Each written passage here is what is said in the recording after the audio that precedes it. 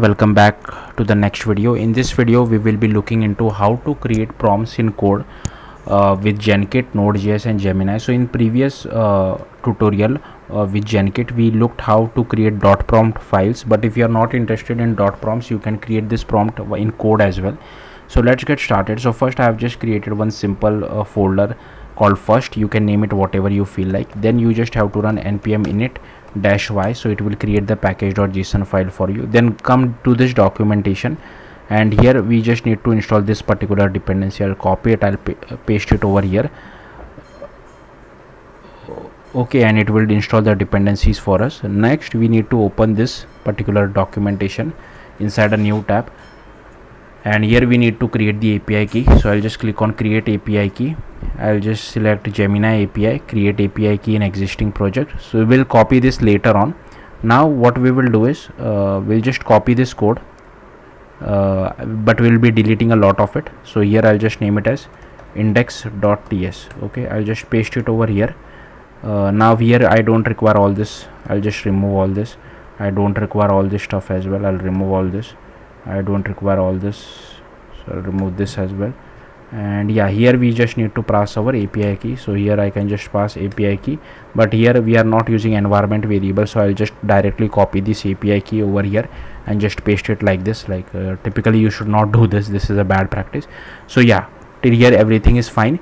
Next let's come to this documentation, and here they have given us how you can define a prompt inside your code.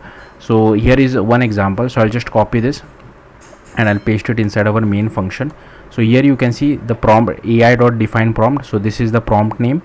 Okay, and here you can define what model you want to use. So I want to use Gemini 2.5 Flash. So given that we are defining it over here, I can easily remove this particular bit of code from this, and here it will take an input of type name. So here you can see I'm passing the name over here. So the prompt should be greet me first, hello, whatever name you have passed. And here I'm telling it tell me more about actress Samara Weaving, or maybe you can in the name itself you can pass Samara Weaving. Yeah, we can do that as well. Okay, but here then it will start assuming that we are Samara Weaving because we are writing this hello name. So I can just remove this. So I can do something like this. Okay, now to use it we can do something like this. Wait, my prompt not run. Let's just see how to run it. ai.prompt. So what we can do is we can just do ai.prompt, and here we will just pass my prompt. Okay, why is this giving me an error? Okay, not to worry, I have already written a sample code for this from that I will copy. Okay, so this is how we use it. Yeah, sorry about this. So I can just come over here and I'll paste it something like this. I'll paste it over here. So this is how you pass it, and here instead of passing John Doe I can pass any name whatever I feel like. I want to pass Samara Weaving.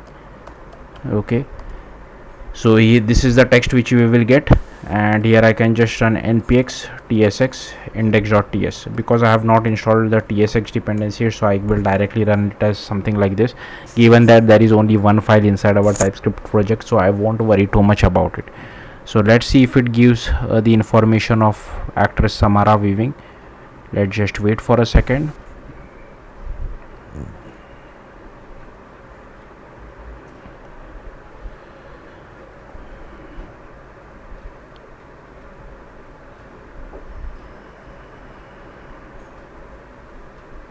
Okay, here you can see this is all the details which they have given. Obviously you can stream this response as well, but I don't want to go into that. But yeah, I've already made a separate video about how to stream it. So yeah, that's all there is to it. Thank you for watching. Bye.